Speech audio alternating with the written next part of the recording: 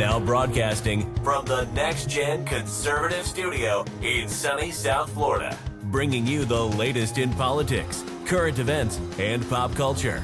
This is the Whitfield Report with Sam Whitfield.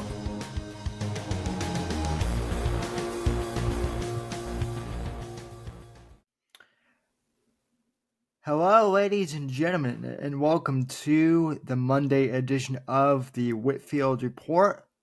I'm your host, Sam Whitfield, recording here at NGC Studios on this fine Monday, April 22nd, 2024.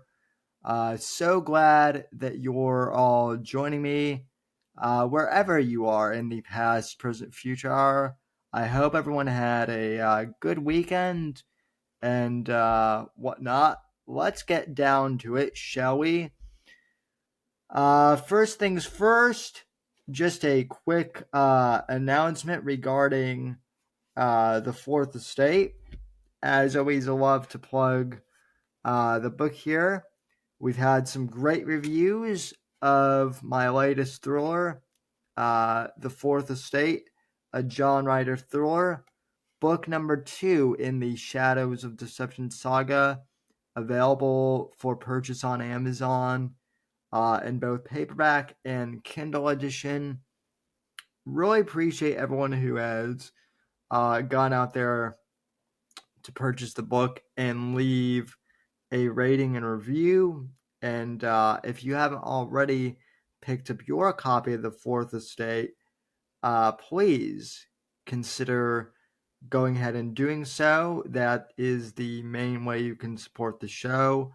Buying a book helps me with the show, and in return, you get a very nice novella. Also on sale, the first book in this series, Shadows of Deception, also available on Amazon.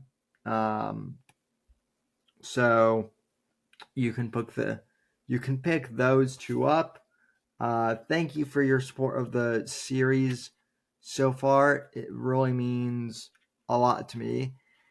And speaking of the Fourth Estate, that does bring me to today's topic, sort of. On Friday, Joe Rogan had Tucker Carlson on his podcast, and there were several topics that both gentlemen covered. Everything ranging from artificial intelligence and the possible existence of extraterrestrials and whatnot. They spent about an hour on that topic alone.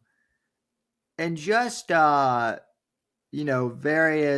various topics in relation to the government, media, corruption, the deep state, or as I call it in my book, the Fourth Estate,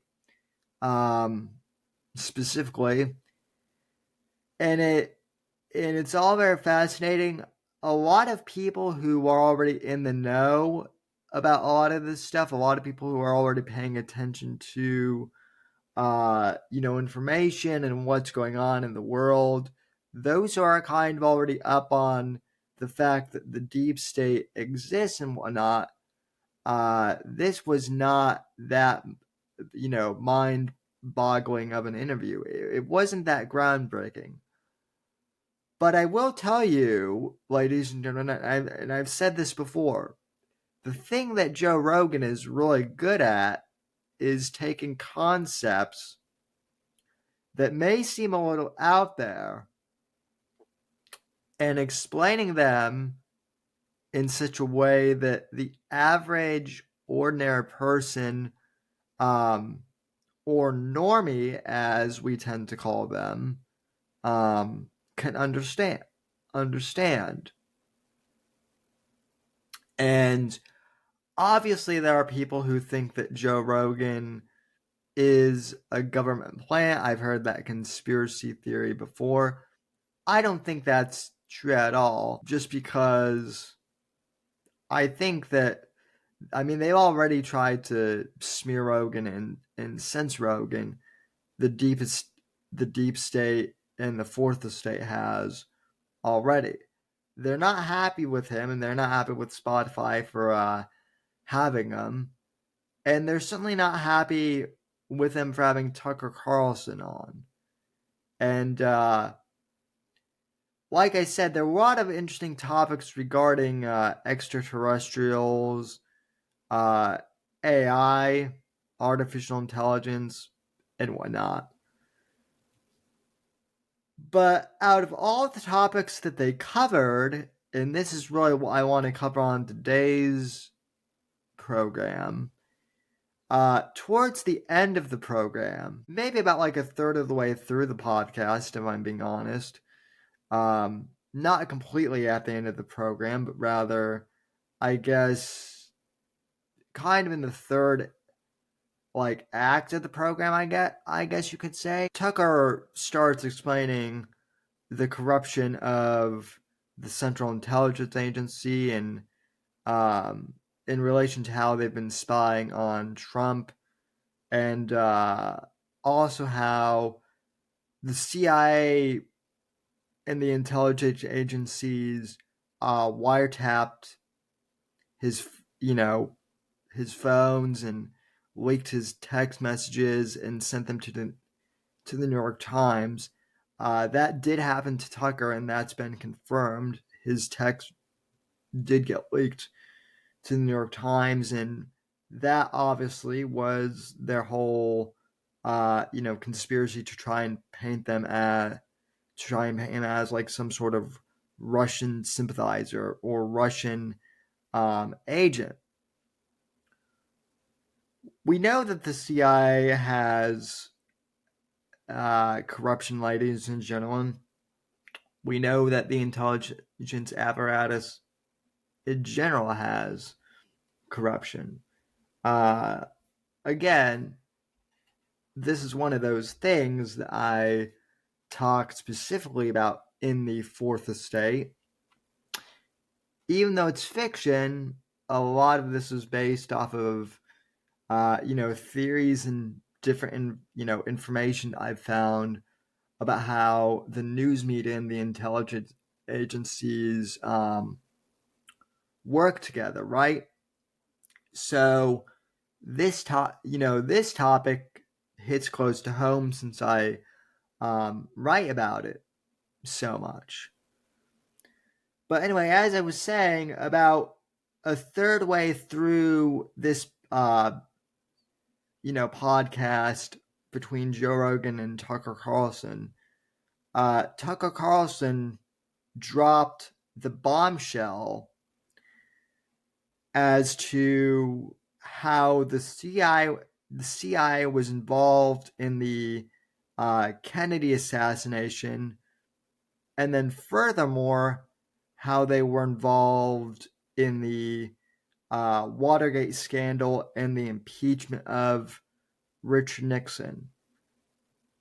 And to me, as someone who's always been skeptical of the whole Watergate scandal narrative from the beginning, this wasn't anything new to me. But it is important because a lot of people who were saying I was crazy to think that the Watergate scandal was, a corrupt act by the CIA and that Rich Nixon did wrong. A lot of people who were once skeptical of Watergate being a huge thing are now saying to me just today, since the weekend, if they're not saying, Sam, you're right, which I have received a few DMs from people saying that, there are some people I've seen on X and elsewhere saying, well, maybe we ought to rethink the Watergate scandal, because there's a lot more there seems to be a lot more to this than meets the eye. So I am going to go ahead and play this clip of Tucker on Joe Rogan's Experience, where they're talking about how the CIA and the intelligence agency basically tried to, kick Richard Nixon out of power and perform a coup d'etat on his presidency. So, I think it's disgraceful, but I think it is something that needs to be, talked about. And I'm glad that Rogan was willing to have Tucker on to discuss this. So, starting off with this clip here, let me get it set up here. And okay, let's see here. Okay, let's go to theater mode. Perfect. Okay. Okay, so here is Tucker Carlson talking about how the CIA basically performed a coup on Richard Nixon and destroyed his presidency. And I'll mute my mic for part of this and pause it to do commentary. Clip number 1, let's roll the tape. Not that the New York Times wouldn't have an issue with that. Well, the New York Times does that all the time. But bizarre that they wouldn't again. have an issue with the government tapping into your phone. They work for the government. Are you kidding? Right. The New York Times? Yeah, the New York Times is a conduit for the lies of government. That's what it is. It's their tool, and they're perfectly aware of that. I mean, I used to write for the New York Times as a freelancer. I mean, I've been around the New York Times a lot, and there are a lot of really smart people there, for sure. Even now, I would less so now, but there's still, I think, smart people there. I know some. And they know, but they think that it's worth it because they're bringing information. Or I don't know what they think actually, but no, they're tools of power, and that's like the one thing that you're not allowed to be. Even if you think the power is good, like maybe they all support the agenda of the U.S. government, destabilizing the world and impoverishing their own population. Maybe they're on board with that. Even if they are, they shouldn't do it, because the job of the media, the press, is to keep power in check. You are kind of like the seatbelt, right? Right. You make sure that things don't go too far. So, and they're not doing that. They're acting as a willing handmaiden. When do you think that power. switched? Well, I think it's been the case for a long time. I mean, if you look at what happened to Richard. All right. So right then and there, what Tucker is saying is something that I theorized out a decade ago. More than that, actually. Again, it is kind of fortuitous that I'm writing the Shadows of Deception saga. Because, again, specifically in the Fourth Estate, and I know I'm promoting the book pretty heavily today, but it's because it actually ties into the topic of today's podcast. I talk about how the corporate media is embedded with the intelligence agencies and with the deep state. And I'm going to continue to talk about it in the third book, which I'm working on right now. But, for all of you who think that who have read this and think that the element of the corporate press working for the government, a lot of people think that is purely fiction, what I'm discussing. And I'm here to tell you that, yes, I am writing it in a fictional setting here, ladies and gentlemen.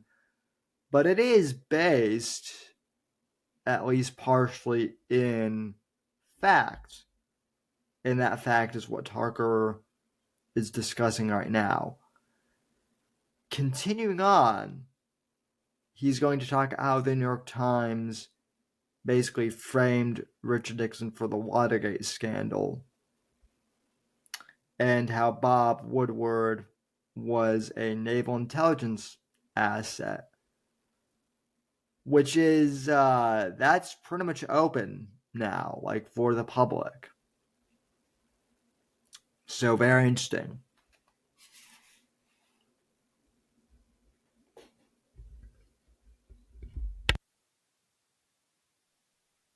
Which I, of course, did not understand at all. Richard Nixon was taken out by the FBI and CIA, and with the help of Bob Woodward, Post reporter, who had been a naval intelligence officer working in the White House, and then he shows up like later, and he's this almost at all. He's a naval intel officer, the famous Bob Woodward we all revere, and he's at the Washington Post, and somehow he gets the biggest story in the history.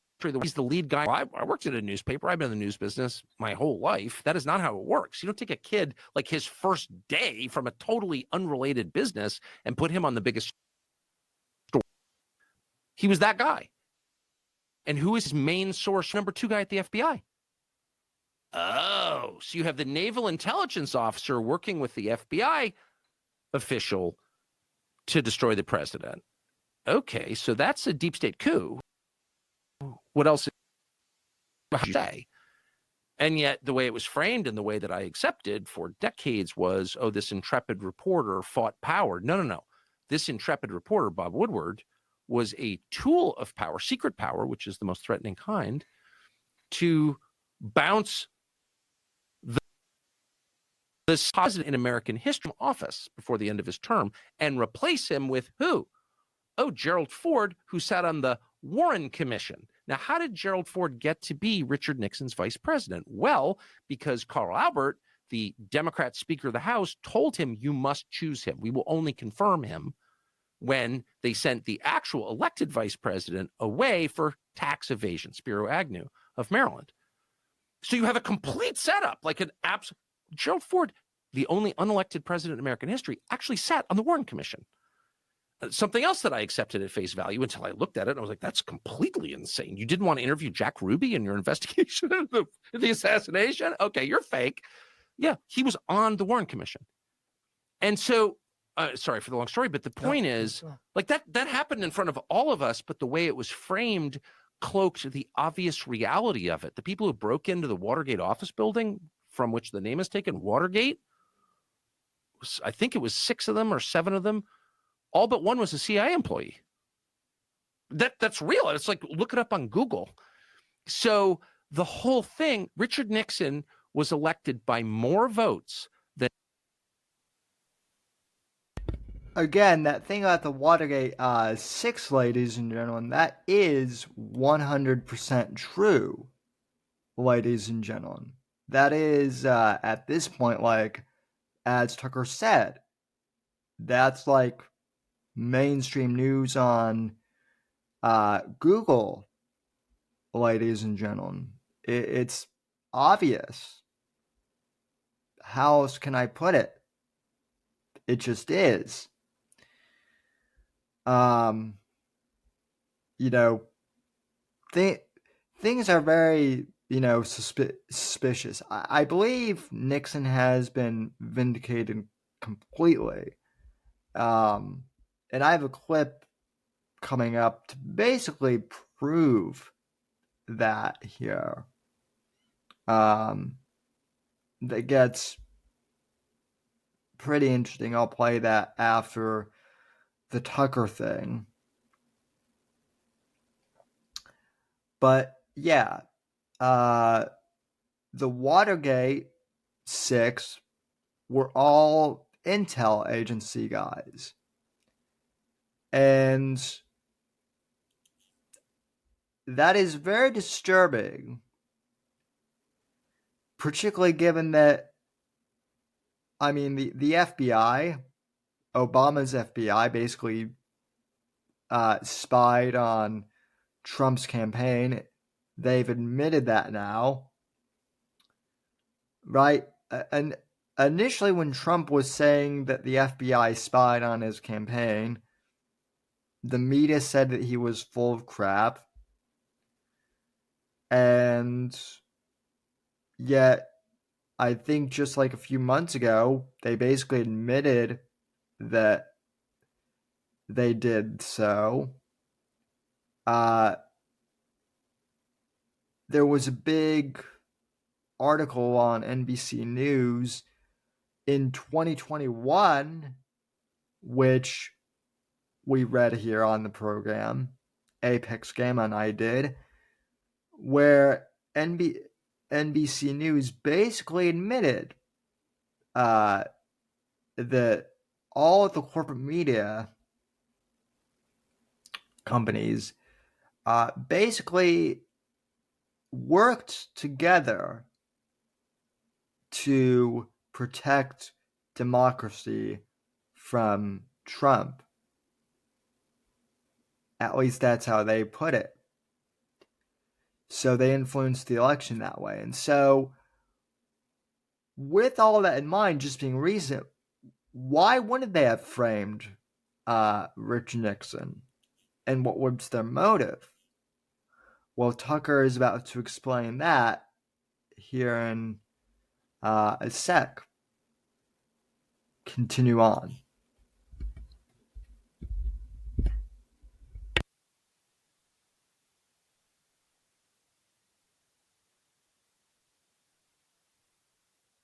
Than any president in American history in the 1972 elections. Than any whole thing, Richard Nixon was elected by more votes than any president in American history in the 1972 election. He was the most popular by votes, which is the only way we can really measure popularity, the most popular president in his reelection campaign. And 2 years later, he's gone. Undone by a naval intel officer, the number 2 guy at the FBI, and a bunch of CIA employees. You tell me what that is. Those are the facts. Those are not disputed facts. That's not crackpot shit. That's just look it up. So why did they want to get rid of Nixon? There are a lot of theories on that. I mean, first of all, we don't need to know motive to know what happened. Okay. Now, ladies and gentlemen, this is where I'm going to pontificate a little bit here. And so please allow me to do so. Obviously, if you're listening to this, you're willing to, but there are a couple theories, one of which, and this is one that is probably the most common that Tucker will talk out. Rich Nixon, according to Roger Stone, Richard Nixon knew who really killed JFK, and inside the intelligence agencies. Now, it is important to know, and I've talked a little bit about this on the podcast, not too much. I've written about it more on like my blog and on my Substack a bit, and tweeted about it on Twitter/X. But kind of as a quick aside, despite the fact that President Kennedy and President Nixon were from opposite parties in the 50s and 60s, they both had respect for each other. And I don't know if they were friends, but they were friendly. And although they had different policy, views domestically, they were both vehemently anti-communist. JFK would be considered a right-wing conservative these days if the left heard his views on communism and leftism. JFK hated leftism. And so did Richard Nixon. Also, Richard Nixon and Kennedy were both iffy on escalating the Vietnam War, which was something that the military-industrial complex really wanted to do in the 60s, and both Kennedy and Nixon were skeptical of it. There were some military operations in Vietnam, but it wasn't a full-scale war up until after Kennedy's death, when Johnson took over. And of course, we all know how the Vietnam War ended.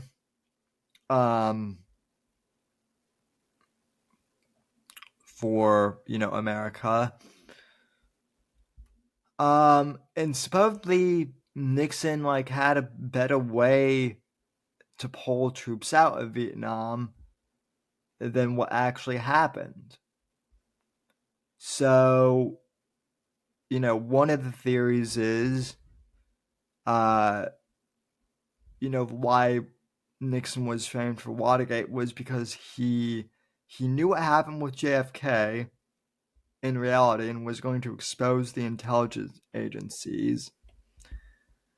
And then the second theory was Nixon was actually going to pull out of Vietnam in a more successful manner than what actually happened. So and that second one is my personal theory based on some things I've read. But, that's just me pontificating. You're going to hear Tucker and what his theory is here for why Nixon was taken out by the Fourth Estate.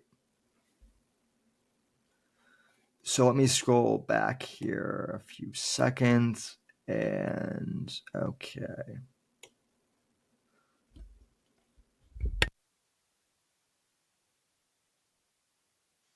The number 2 guy at the FBI and a bunch of CIA employees. You tell me what that is. Those are the facts. Those are not disputed facts. That's not crackpot shit. That's just look it up. So why did they want to get rid of Nixon? There are a lot of things. First of all, we don't need to know motive to know what happened. They, meaning unelected federal employees, got rid of Richard Nixon, which is the most anti-democratic way to make a leadership change that there is. Okay. I should just say at the outset, I actually kind of believe in democracy. Obviously, it's not working well. Obviously, it's ending globally. Unfortunately, but I'm attached to it because I was born here. I really believe in it, and it's better than any other system. So that's why I'm pissed. What was their motive? There are a lot of theories on this. There's an amazing conversation. It's on tape between Richard Nixon when he was still president. I think it was in 1973, and I think it was Richard Helms, the head of the CIA, though I may have fucked that up, but it was the head of the CIA. I think it was Helms. And Nixon says, I know why they killed Jack Kennedy. So Nixon was a student of history, obviously a flawed and complicated person, but a very, very smart person. And he was really interested in why this guy who'd been president, just one president before him, was murdered. And he didn't think it was a lone gunman who was mysteriously assassinated 2 days later by another lone gunman. Like, it's so obviously bullshit.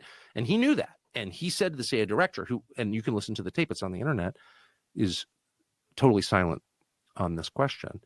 So I think there was the impression, I don't think I know, the bureaucracy was of the country. It wasn't elected officials. And that's because it's true. So, and there may have been other reasons too that I'm not privy to. Look, and by the way, I didn't even know any of this, despite having moved to Washington in high school and been around this stuff a lot.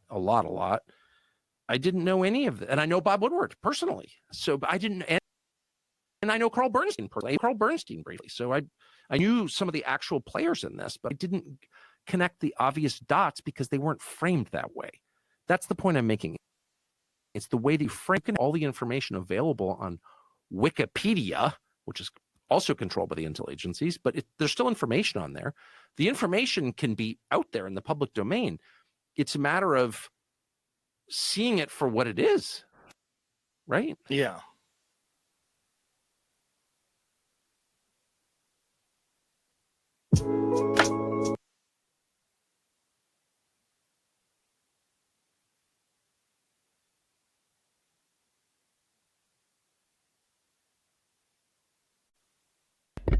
Okay, so again, ladies and gentlemen, Nixon knew why the deep state killed JFK and supposedly the theory, as to who killed him. Now, I am looking up this tape, and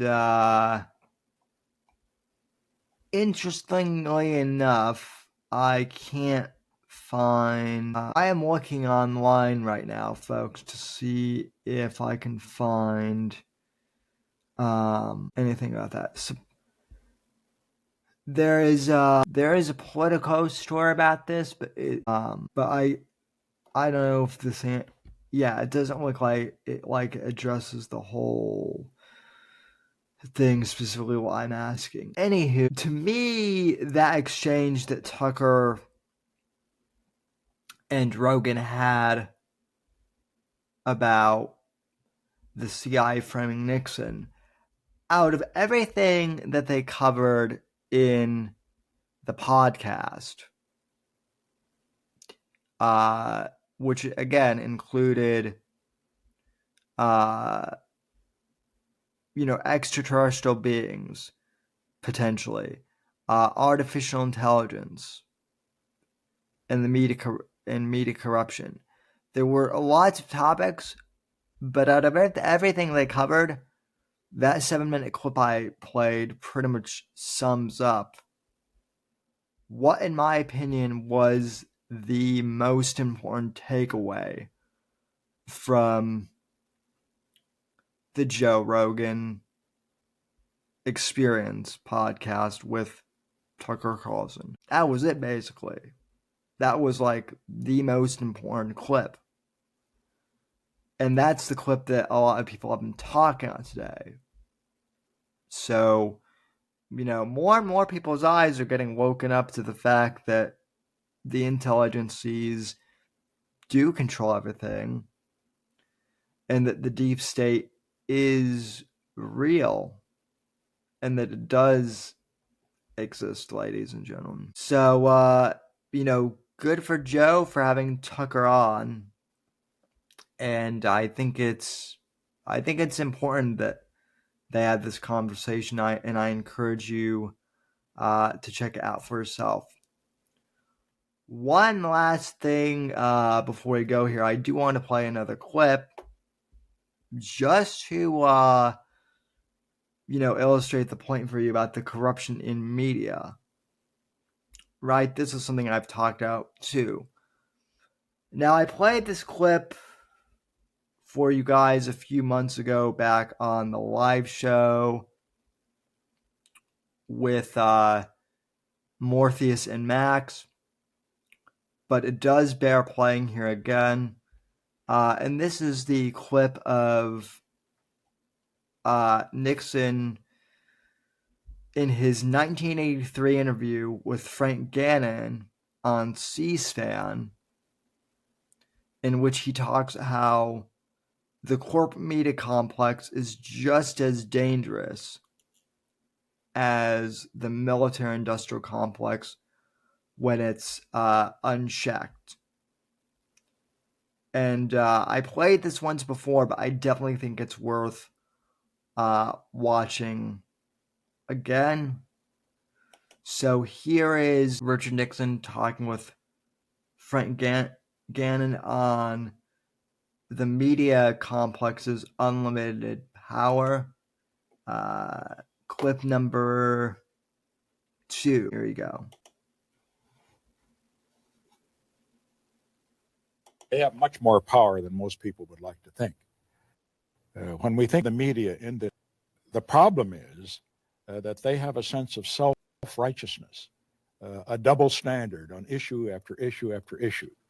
They can find everything wrong with somebody else, but they will not look inside and ever admit that they could be wrong themselves. And what was involved here in the Watergate thing was the unfairness of it. Oh, there was a legitimate thing to infuse to balance it. They allowed their advocacy to get ahead of their reporting, which is their job to do. President Eisenhower in his farewell address wrote about and warned against the power of the military-industrial complex. I didn't get a chance to make an address, but when I get old enough and decide to retire, and I'm not planning it at the moment, but when I get that old, if I make a farewell address, I think I would warn against the media elitist complex. Media is always talking about imperial power of the imperial presidency. I think we ought to hear a little bit of discussion of media. And see, presidential power is limited by the courts, limited by the Congress. The media's power is unlimited. And some would say, but what about libel suits? Forget it. After the Supreme Court's decision in Sullivan versus New York Times a few years ago, a public figure cannot collect in a libel suit against newspaper or television unless he can prove malice. And there's no way that that's going to be possible. As far as the media is concerned, all we can hope from them, if they're going to be responsible, is self-analysis, self-criticism, and some of them are trying with their ombudsman and the rest. The other thing is competition. But what we see in terms of newspapers across the country is more and more places where there's only one paper. Take Washington, D.C. Since the Star left the scene, the Washington Post is the only major newspaper being printed in the most important capital in the world. I wouldn't like to leave the fate of this country to the editors of the Washington Post. Do you think? And that is definitely true still to this day. It's only gotten worse. This interview was in 1983, too, ladies and gentlemen. So, keep in mind that the internet, as we know it, didn't even exist yet. It existed for the military and whatnot, but at this point, there weren't the idea of media being online, anything like that. The internet of 20 years ago, of the 90s, wasn't even a concept yet. And yet what he's saying about, the media and their attention for ratings and whatnot is all true, even 40 years later. The more things change, the more they stay the same. And, this is case in point of that very thing, ladies and gentlemen. Think that the First Amendment has been misused or abused by reporters? Oh, no question about it. It's used basically as a license. Let's face it, Sullivan versus New York Times is in effect a license to lie because they can tell an untruth, print an untruth, which some of them consciously do if it's going to sell newspapers or what have you, or win a prize. And then they can always get behind the barrier under that case of saying, well, I didn't intend any malice. I had no malice. So that's a terribly cynical approach, though, to people who are doing their best, who are going to work, who are trying to sell papers, certainly, but are trying to tell the truth. Well, let me say right at this conversation, I made it clear that I was not speaking personally. I was not speaking generally. I'm simply speaking of what I have found to be an unfortunate majority at the present time. I think it could change. There are a lot of very good, responsible reporters, particularly in the writing press. Not yet that much in television, because television is so consumed with ratings and the rest. They'll do almost anything to get a story. Is there any way to get some kind of a handle on this situation? Should the media be investigated? Should it be controlled? No, I may disagree, for example, with what some president does with his power, but I don't want to abolish the presidency, or I don't want to control it. The same is true of press. I believe in a free press. I do not want government control under any circumstances or government censorship of either radio, television, or newspapers. But I'm simply suggesting here that all of the media should look within themselves, look through that microscope at themselves, look in the mirror now and then, rather than looking out there to others. Which, sadly, ladies and gentlemen, the corporate media never does. And with the NPR news story that broke last week, I do kind of want to finish with that. We talked a little bit about the NPR thing last week with Max and Apex. And here's the thing. The NPR story of them hiring a new editor and her being specifically left wing, that in and of itself is nothing burger, right? We know, right? We pretty much already know that NPR has always been to the far left. And so, left-wingers are going to left wing, and so on and so forth. That's not the key issue with the NPR story, folks. The key part of the key thing with the NPR story and why it's concerning for so many people is, NPR is, government funded. But that's always been the case, so that's always been a concern.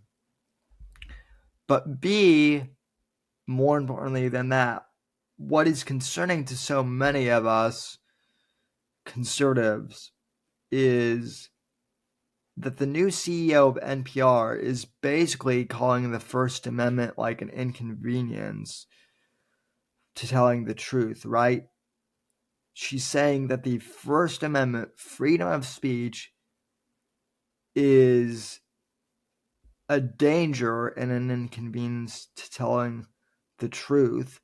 That's not my new either, but because the leftists have always believed that as well, that freedom of speech disrupts their version of quote-unquote truth. But what is even more disturbing is she has pretty much said that she would like to see legislation limiting freedom of speech for smaller independent news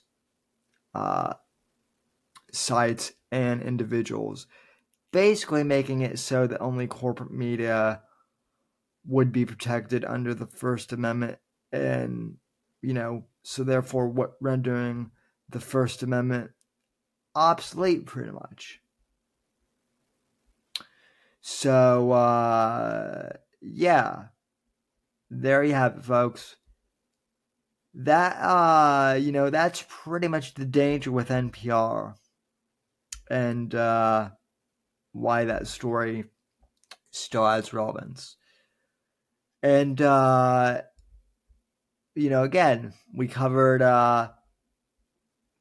Tucker Carlson on Joe Rogan, and the most important part of that conversation.